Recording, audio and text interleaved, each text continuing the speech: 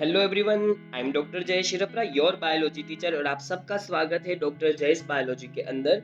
हम पढ़ रहे थे chapter number 2, reproduction, sexual reproduction in flowering plants. और इसमें हमारा आज का टॉपिक है स्टेमेन का वो पार्ट जहां पर पोलन ग्रेन्स का फॉर्मेशन होता है, और उसको हमने कहा था एंथर। तो चलिए एंथर का इंटरनल स्ट्रक्चर देखते हैं और एक्सटर्नल स्ट्रक्चर देखते हैं। एंथर वो पार्ट है स्टेमेन का या मेल रिप्रोडक्टिव ऑर्गन का जहां पर पोलन ग्रेन्स मतलब कि माइक्रोस्पोर्स का प्रोडक्शन होता है। एंजियोस्पर्म्स के जो एंथर होते हैं उसमें 2 लोब पाए जाते हैं, जो हमने पिछले लेक्चर में भी देखा था। तो मैं वो दोनों लोब वापिस से आप लोगों को दिखा रहा हूँ। देखिए वो 2 लोब कौन कौन से थे। तो ये पूरा एक लोब है और ये है दूसरा लोब। तो इस तरीके से यहाँ पर 2 लोब पाए जाते हैं। ये है फर्स्ट, सेकेंड। तो एंथर बाई लोब 2 लोब के अंदर डिवाइडेड है। चलिए अब देखते हैं ये लोब के अंदर कोई सेक्शनिंग है। तो ये तो बड़े बड़े कंपार्टमेंट्स हो गए। एंथर 2 बड़े कंपार्टमेंट्स में डिवाइड होता है और उसको हमने लोब कहा। 2 से वर्ड बाय आया और लोब का मतलब होता है जनरली कंपार्टमेंट और सेक्शंस। अब देखिए लोब भी तो डिवाइडेड है। अब हर एक लोब और आगे डिवीजन में कन्वर्ट होता है। अब उनका भी डिवीजन है। अब देखिए कैसे। तो मैं लोब को यहाँ पर हिला नहीं रहा। एक लोब के अंदर देखिए 2 कंपार्टमेंट से, ये है पहला कंपार्टमेंट और ये है दूसरा कंपार्टमेंट। सेम उसी तरीके से दूसरे लोब के अंदर भी ये है पहला कंपार्टमेंट, ये है दूसरा छोटा कंपार्टमेंट। इस तरीके से हर एक लोब के अंदर 2 छोटे छोटे कंपार्टमेंट्स है और उसको हम थीका कहते हैं। तो पहले लोब को दिखाते हैं। तो ये हमारा लोब है एक सिंगल, और उसके अंदर जो कंपार्टमेंट्स है वो ये रहे, ये पहला और ये दूसरा। तो जो बड़े सेगमेंट्स है, बड़े कंपार्टमेंट्स है, उसको हमने लोब कहा। और हर एक लोब के अंदर छोटे छोटे और 2 सेक्शन है, उसको हमने थीका कहा। इस तरीके से हर एक लोब में 2 थीका है। तो देखिए यहाँ पर टोटल हो गए 4 थीका, 4 थीका यहाँ पर हो गए। और 4 थीका कौन कौन से हैं ये आपको दिख रहे फिगर के अंदर। ये हमारा पहला थीका, ये दूसरा थीका, और ये तीसरा थीका, और ये चौथा। इस तरीके से हर एक लोब में 4 थीका पाए जाएंगे।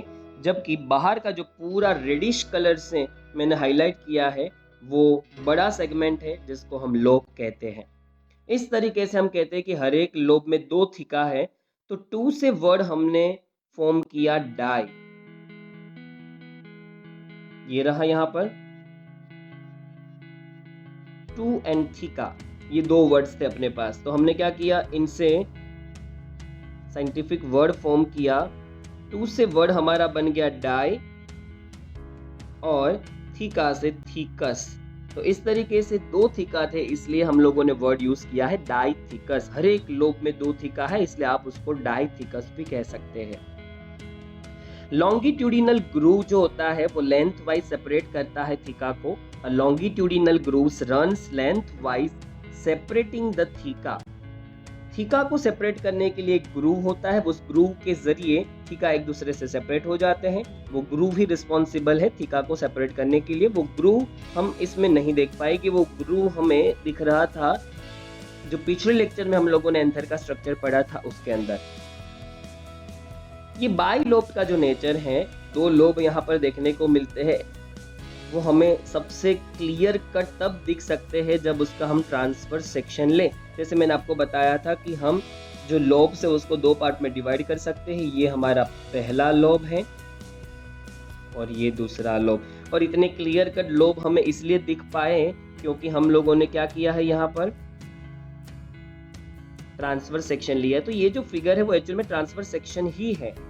ये फिगर में हमें ट्रांसफर सेक्शन ही दिखाया है। हमें एंथर लेना होता है, उस एंथर का हमें ट्रांसफर सेक्शन लेना होता है, उस सेक्शन को स्टेन करना होता है, कलर देना होता है, फिर उसको माइक्रोस्कोप में देखना होता है। ये माइक्रोस्कोपिक इमेज है। और माइक्रोस्कोपिक इमेज में अंडर द माइक्रोस्कोप अगर हम सेक्शन लेके देखते हैं एंथर को, तो हमें दोनों लोब बहुत क्लियर कट देखने को मिलेगी, जैसे यहाँ हमें देखने को मिल रहे हैं। तो इस तरीके से हमने समझा कि एंथर में 2 लोब होते हैं और हर एक लोब में 2-2 थीका।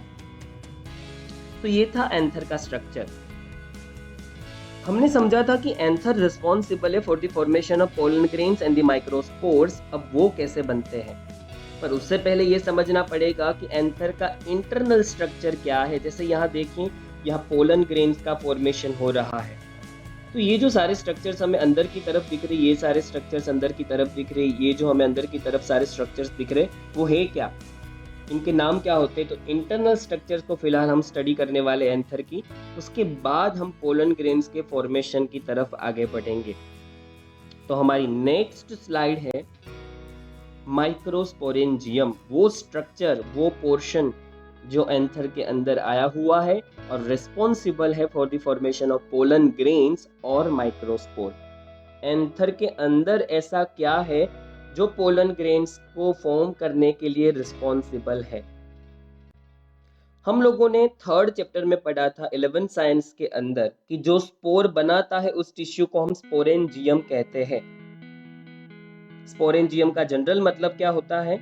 स्पोरेंजियम वर्ड का जनरल मीनिंग ही ये होता है कि जो स्पोर का प्रोडक्शन करता है वो। तो देखिए यहाँ स्पोरेंजिया या स्पोरेंजियम, इसका मतलब ये हुआ कि स्पोर फॉर्मिंग सेल। तो ये एक्चुअल में स्पोर फॉर्म करने वाले स्पोर फॉर्मिंग सेल्स का ग्रुप है। इसी को हमने स्पोरेंजिया या स्पोरेंजियम नाम दिया, पर क्योंकि ये माइक्रोस्पोर को फॉर्म कर रहे हैं। माइक्रोस्पोर का मतलब क्या होगा, अब आप सब जानते हैं। माइक्रो का मतलब होता है छोटा, और क्योंकि इनका प्रोडक्शन जो है वो कहीं ना कहीं किससे रिलेट करता है, माइक्रोस्पोर से, इसलिए हमने इसका नाम वो माइक्रो रख दिया है यहाँ पर। तो माइक्रोस्पोर प्रोड्यूस हो गए। माइक्रोस्पोर का मतलब पोलन ग्रेन्स है, इसलिए वर्ड हमने माइक्रोस्पोरेंजिया रख दिया। ऐसे सेल्स का ग्रुप जो माइक्रोस्पोर बनाता है, मतलब कि पोलन ग्रेन्स बनाता है। तो अब आपको समझ में आ गया होगा कि हमने माइक्रोस्पोरेंजिया वर्ड कहाँ से डिराइव किया। एक एंथर के अंदर माइक्रोस्पोरेंजिया कितने होंगे? ग्रुप ऑफ सेल्स, मैंने कहा स्पोरेंजिया का मतलब है group of cells, clusters of sales.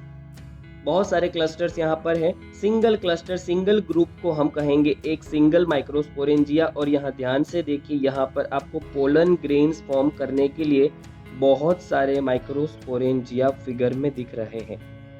ये जो येलोइश आपको स्ट्रक्चर दिख रहा है, ये येलो जो मैंने हाईलाइट कर दिया अब डिफरेंट कलर से, ये पहला microsporangium,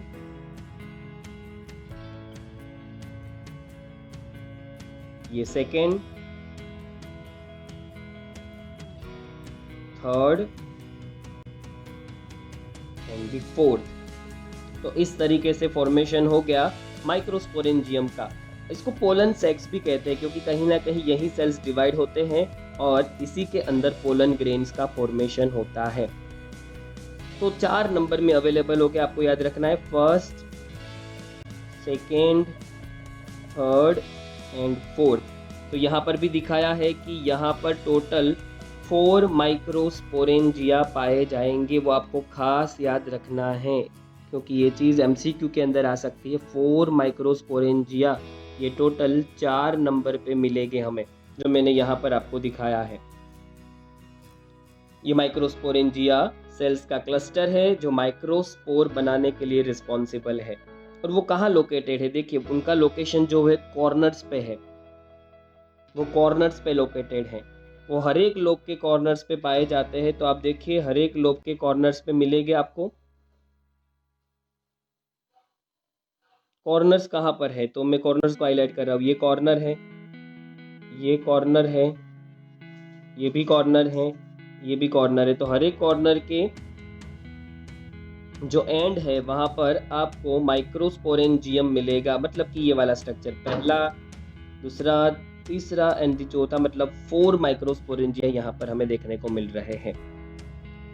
They extend longitudinally all through the length of the anther वो एक्सटेंड हो जाते हैं एंथर की पूरी लेंथ तक। आप देखिए उसने एंथर के पूरे कॉर्नर्स को ऑक्यूपाई कर लिया है। वो 4 कॉर्नर्स जो हमें दिख रहे हैं एंथर के अंदर, वो चारों कॉर्नर्स को इसने ऑक्यूपाई कर लिया है। तो यहाँ पर हमें टोटल 4 कॉर्नर्स दिख रहे हैं और वो कॉर्नर्स ये रहे। ये जो कॉर्नर है, इस कॉर्नर को एक माइक्रोस्पोरेंजियम ने, जबकि इस कॉर्नर को दूसरे ने, इस कॉर्नर को तीसरे ने और इस कॉर्नर को चौथे माइक्रोस्पोरेंजियम ने कवर कर लिया है। इस तरीके से एंथर के चारों कॉर्नर्स में एक एक माइक्रोस्पोरेंजिया, मतलब टोटल 4 माइक्रोस्पोरेंजिया है। और जब ये माइक्रोस्पोरेंजिया के सेल्स डिवाइड होंगे तब उनसे पोलन ग्रेन्स का फॉर्मेशन होगा। तो वो पोलन ग्रेन फॉर्म करने का काम करते हैं, तो उससे पोलन ग्रेन्स का फॉर्मेशन होगा जब वो डिवाइड होंगे तब। हमने कहा कि माइक्रोस्पोरेंजिया सेल्स का ग्रुप है या क्लस्टर है जिससे पोलन ग्रेन्स बनती है, जिसके डिवीजन से बनती हैं। और माइक्रोस्पोरेंजिया में भरे हुए सेल्स को हम नाम देंगे माइक्रोस्पोर मदर सेल्स। माइक्रोस्पोर की मदर सेल्स, क्योंकि यही सेल है जो डिवाइड होते हैं और उससे माइक्रोस्पोर बनते हैं या पोलन ग्रेन्स बनती है, इसलिए हमने इसको नाम दिया माइक्रोस्पोर मदर सेल। आप सब जानते हैं जो सेल डिवाइड होता है और बेबी सेल्स फॉर्म करता है उस सेल को हम पेरेंटल सेल कहते हैं या फिर मदर सेल भी कहते हैं। उसी तरीके से पोलन ग्रेन्स इसी सेल के डिवीजन से बनती है, इसलिए हमने इसको मदर सेल कहा, माइक्रोस्पोर मदर सेल। इसको शॉर्ट में MMC भी कहते हैं, जहां ये जो M अपना है वो है माइक्रोस्पोर, ये है मदर और सेल। तो इस तरीके से MMC के नाम से भी जाना जाता है, जो माइक्रोस्पोरेंजिया के अंदर आए हुए हैं।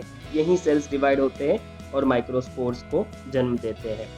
तो ये हमने बात की एंथर के अंदर किस तरीके से आए हुए हैं माइक्रोस्पोरेंजियम। माइक्रोस्पोरेंजियम के स्ट्रक्चर को और आगे की तरफ देखते हैं अपने, उसके बाद हम देखेंगे पोलन ग्रेन्स कैसे फॉर्म होती है। अभी भी बाकी है माइक्रोस्पोरेंजियम का स्ट्रक्चर समझना।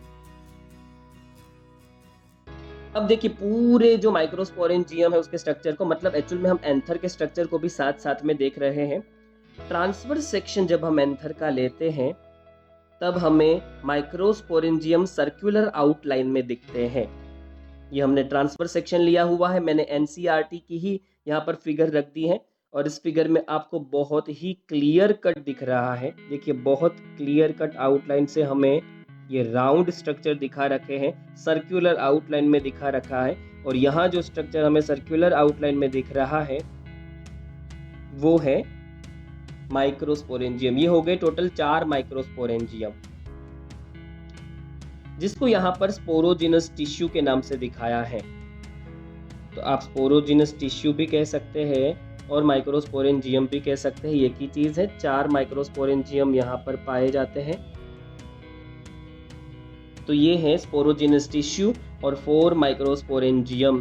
तो ये रहे, ये पहला, दूसरा, तीसरा एंड चौथा, 4 माइक्रोस्पोरेंजियम यहाँ पर हो गए। और वो हमें ट्रांसवर्स सेक्शन में ही बहुत क्लियर देखने को मिल सकते हैं। उसके लिए हमें एंथर को ट्रांसवर्स सेक्शन में कट करना होगा, स्टेन करना होगा, अंडर द माइक्रोस्कोप देखना होगा। अब हम बात करते हैं कि एंथर के आउटर लेयर्स कौन से होते हैं, एंथर के अंदर और कौन कौन से स्ट्रक्चर्स देखने को मिलते हैं। तो अगर हम माइक्रोस्कोपिक स्ट्रक्चर के हिसाब से देखें तो उस हिसाब से सबसे आउटर लेयर जो होता है सेल का, उसको हम क्या कहेंगे, एपिडर्मिस। उसके बाद का लेयर है वो एंडोथेशियम, मिडल लेयर को मिडल लेयर्स, और स्पोरोजिनस टिश्यू या माइक्रोस्पोरेंजियम को जो कवरिंग करता है वो टेपेटम। इस तरीके से टोटल 4 लेयर्स हैं। यहाँ पर हम डिफरेंट 4 वॉल लेयर्स को देख पा रहे हैं। उसमें से हमारा पहला लेयर क्या है, एपिडर्मिस। अब एपिडर्मिस आपको यहाँ पर बहुत ही क्लियर कट दिखाया है, मैं आपको वहाँ वापस से शो कर रहा हूँ, यहाँ फिगर में दिख भी रहा है वैसे।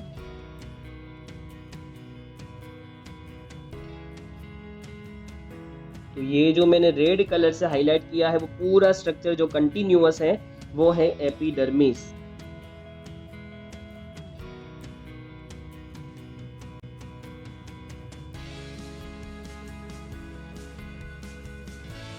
एपिडर्मिस, जनरली डर्मिस का मतलब होता है स्किन, मेम्ब्रेन, और एपी का मतलब होता है जो अबोव है, जो ऊपर की तरफ है। जो बेस से ऊपर है, जो सबसे ऊपर की तरफ है। मोस्टली एपिडर्मिस होते हैं वो सबसे बाहर की तरफ होते हैं, और जो बाहर का लेयर होता है वो ऑलवेज प्रोटेक्टिव होता है, वो उसका काम प्रोटेक्शन देना ही होता है। तो एंथर को अगर आप कट करते हैं फ्लावर में से, और अगर आप उसको देखते हैं अपनी आंखों से विद द नेकेड आई, तो आप देख लीजिए सबसे बाहर का जो मेम्ब्रेन आपको विजिबल हो रहा है एंथर में, वो एपिडर्मिस होगा। एपिडर्मिस के नीचे और एक प्रोटेक्टिव लेयर है, और जिसको हम नाम देंगे एंडोथेशियम, जहां एंडो का मतलब होगा अंदर, क्योंकि ये लेयर अंदर की तरफ आया हुआ है, इसीलिए हमने इसका नाम एंडोथेशियम रखा है। अब देखिए मैं एंडोथेशियम बना रहा हूं यहाँ पर।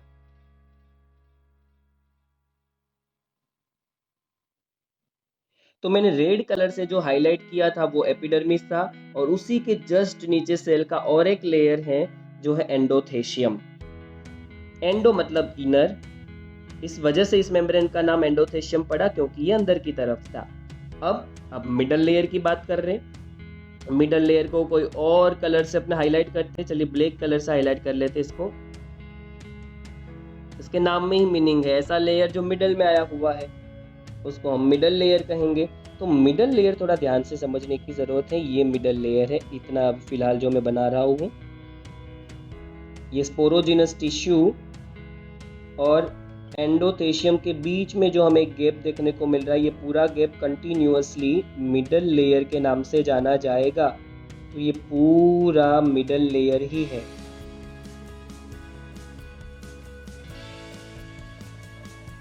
जो मैंने आपको बना के दिखाया। तो ब्लैक कलर से हम लोगों ने डिनोट किया यहाँ पर इसको, मिडल लेयर को। तो ये मिडल लेयर है। ग्रीन कलर से हम लोगों ने डिनोट किया था एंडोथेशियम को।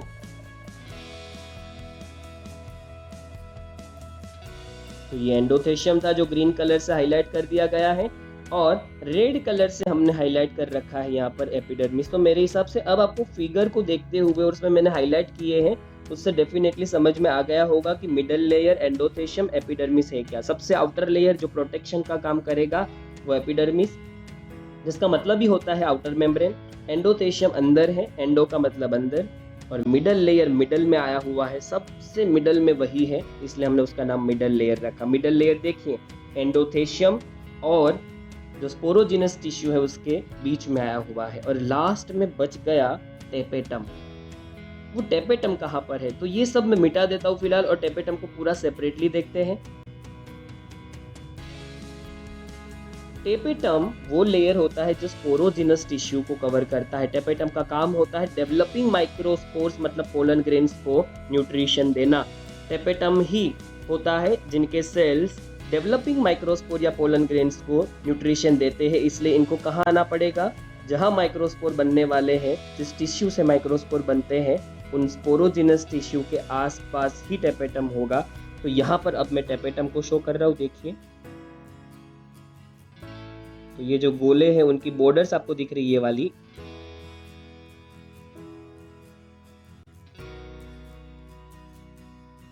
ये है टेपेटम। हर एक स्पोरोजिनस टिश्यू या माइक्रोस्पोरेंजियम के अंदर आपको टेपेटम देखने को मिल रहा है। तो देखिए ये सब टेपेटम के लेयर है। हर एक माइक्रोस्पोरेंजियम या स्पोरोजिनस टिश्यू के आसपास का जो लेयर होता है 3 to 4 सेल का, ये 3 to 4 सेल्स के लेयर्स होते हैं, इसी को हम कहते हैं टेपेटम। तो यहाँ पर मैंने टेपेटम को हाईलाइट किया है रेड कलर से, तो ये टेपेटम है। टेपेटम स्पोरोजिनस टिश्यू के आसपास आए हैं। स्पोरोजिनस टिश्यू को मैं ब्लैक कलर से हाईलाइट कर देता हूँ।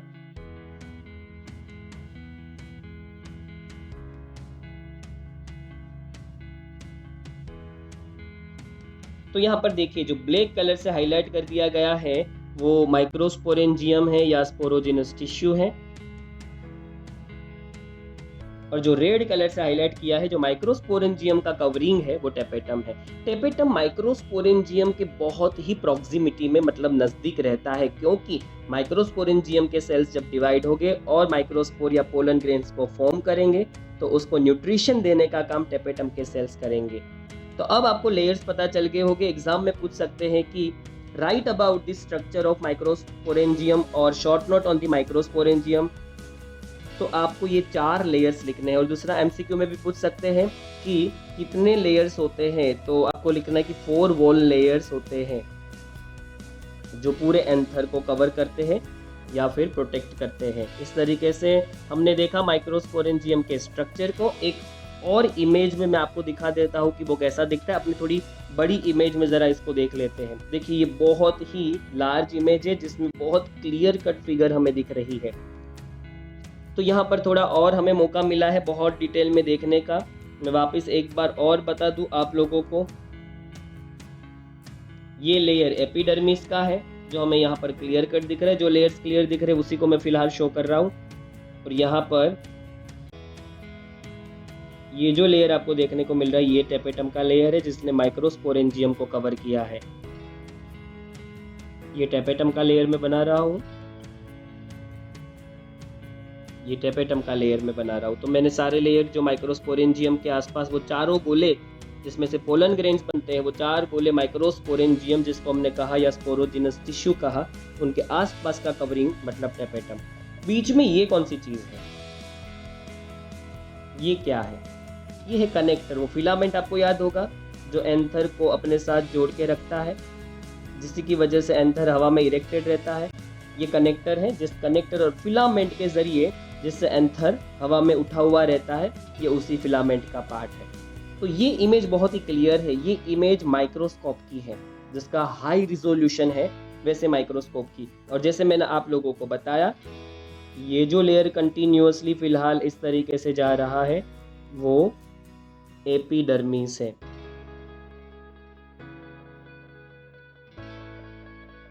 तो मैंने जो अभी रेड कलर से बनाया वो एपिडर्मिस,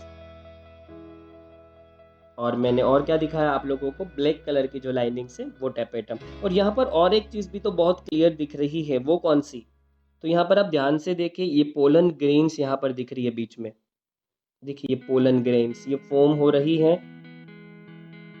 ये 4 स्पोरोजिनस टिश्यू बहुत ही क्लियर कट दिख रही है। इसीलिए कहा गया था, आप अगर माइक्रोस्पोरेंजियम को बहुत क्लियर कट देखना चाहते हैं, एंथर के सेक्शन को बहुत क्लियर कट देखना चाहते हैं, तो ट्रांसवर्स सेक्शन करिए। उसमें आपको वो 4 वॉल्स भी दिखेगी, स्पोरोजिनस टिश्यूज भी दिखेगी, आप सब कुछ देख पाएंगे।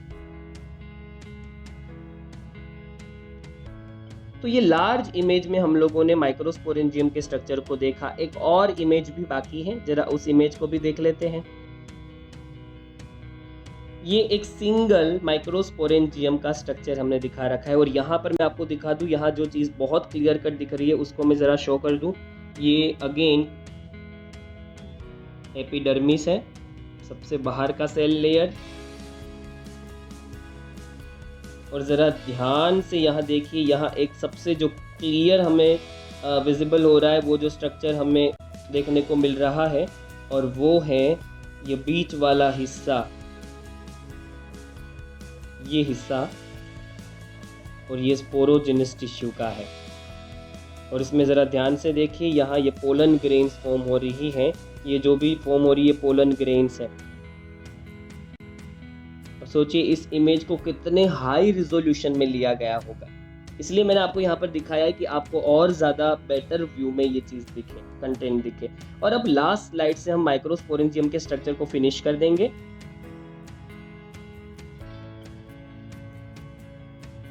अब फंक्शन की बात है। वैसे तो मैं फंक्शन आप लोगों को बता ही चुका हूं, पर यहाँ पर हम वैसे देख लेते हैं। तो सर आउटर 3 लेयर का काम था, वो जो बाहर के सबसे 3 लेयर्स, वो आउटर 3 लेयर्स कौन कौन से थे? सबसे बाहर के लेयर को नाम दिया था हमने एपिडर्मिस। उसके बाद और कौन सा लेयर है? और लेयर के नाम अगर हम करें तो मिडल लेयर, और यहाँ पर इन्होंने एंडोथेशियम नहीं दिखा रखा है, एंडोथेशियम। तो ये जो आउटर 3 लेयर है, ये तीनों लेयर का एक ही काम होता है, और वो होता है प्रोटेक्शन। ये एंथर को प्रोटेक्ट करते हैं। यही 3 लेयर होते हैं। जब एंथर फटता है, जब एंथर के अंदर पोलन ग्रेन्स बन जाती है, तो एंथर में बर्स्ट होना चाहिए, एंथर में क्रैक्स होने चाहिए, उसको हम डेहिसन कहते हैं। और ये 3 लेयर रिस्पॉन्सिबल है जिसमें क्रैक्स होती हैं, और वो एंथर में भरी हुई पोलन ग्रेन्स को रिलीज कर देते हैं। तब तक जब तक पोलन ग्रेन्स अंदर फॉर्म हो रही है हमें एंथर को प्रोटेक्ट करना पड़ेगा, और ये तीनों लेयर एंथर को प्रोटेक्ट करते हैं। कौन कौन से 3 लेयर? सबसे बाहर का जिसको हमने नाम दिया एपिडर्मिस, अंदर का एंडोथेशियम, और फिर मिडल लेयर। बच जाता है टेपेटम। टेपेटम के बारे में ऑलरेडी मैं आपको बहुत कुछ बता चुका हूँ। टेपेटम का काम क्या होता है ये हम जानते हैं, वापस एक बार बताता हूँ। टेपेटम वो लेयर होते हैं जो इनर मोस्ट लेयर कहा जाता है, जो सबसे अंदर की तरफ आया हुआ होता है, और ये जो लेयर होता है वो पोलन ग्रेन्स को नरिशमेंट देने का काम करता है, वो डेवलपिंग पोलन ग्रेन्स को नरिशमेंट देता है। टेपेटम के सेल्स के कुछ बेसिक फीचर्स है, कैरेक्टरिस्टिक्स है कि उनके सेल्स किस तरीके से डिफरेंट होते हैं। तो टेपेटम के सेल्स के पास एक तो होता है डेंस साइटोप्लाज्म, देखिए यहाँ पर उनके पास है डेंस साइटोप्लाज्म। तो साइटोप्लाज्म काफ़ी डेंसिटी वाला होगा, काफ़ी कंसंट्रेटेड होगा। और दूसरी मेन चीज़, टेपेटम के सेल्स के पास सिंगल न्यूक्लियस नहीं होते हैं, मोर देन 1 न्यूक्लियस, मतलब एक से ज़्यादा न्यूक्लियस इनमें पाए जाते हैं, ये उनका फीचर है। तो इस तरीके से चारों लेयर्स के फंक्शंस भी हमने वापस एक और बार देख लिए। जब एंथर यंग होता है, when the anther is young, a group of compactly arranged homogeneous cells called the sporogenous tissue occupy the center of each microsporangium. Microsporangium मतलब कि जहाँ से माइक्रोस्पोर बनेगा उसके अंदर क्या होती है? टिश्यू, मतलब सेल्स का ग्रुप, क्लस्टर जो स्पोर बनाती है, और उसी को हम स्पोरोजिनस टिश्यू भी कहते हैं। हमने कहा था कि माइक्रोस्पोरेंजियम मतलब एक्चुअल में स्पोरोजिनस टिश्यू, क्योंकि ग्रुप ऑफ सेल्स जो स्पोर प्रोड्यूस करते हैं, इसलिए हमने इसका नाम स्पोरोजिनस टिश्यू रख दिया। और ये टिश्यू किससे बनती है? टिश्यू ऑलवेज सेल्स के ग्रुप से बनती है। और स्पोरोजिनस टिश्यू मतलब माइक्रोस्पोरेंजियम के अंदर जो बहुत सारे सेल का ग्रुप है, जिसको हमने स्पोरोजिनस टिश्यू नाम दिया है, उसमें कौन से सेल्स होंगे? Microspore mother cells. क्योंकि इससे माइक्रोस्पोर बनने वाला है, इसलिए हमने इसका नाम माइक्रोस्पोर मदर सेल रख दिया है। और इसी के साथ माइक्रोस्पोरेंजियम का जो अपना स्ट्रक्चर है वो पूरा हो गया। और इसके बाद हम पढ़ने वाले हैं माइक्रोस्पोरोजेनेसिस, मतलब कि माइक्रोस्पोर कैसे बनेगा, पोलन ग्रेन कैसे बनेगी, उसके बारे में हम डिटेल स्टडी करने वाले हैं। तो तब तक इस स्ट्रक्चर को ध्यान से देखिए, under the microscope transverse section को देखिए और माइक्रोस्पोरेंजियम को प्रॉपरली लर्न करिए, क्योंकि ये स्ट्रक्चर याद होगा तभी तो माइक्रोस्पोरोजेनेसिस मतलब पोलन ग्रेन के फॉर्मेशन को हम बेटर वे में समझ पाएंगे। चलिए तो फिर मिलते हैं नेक्स्ट लेक्चर में माइक्रोस्पोरोजेनेसिस मतलब कि पोलन ग्रेन के फॉर्मेशन के साथ।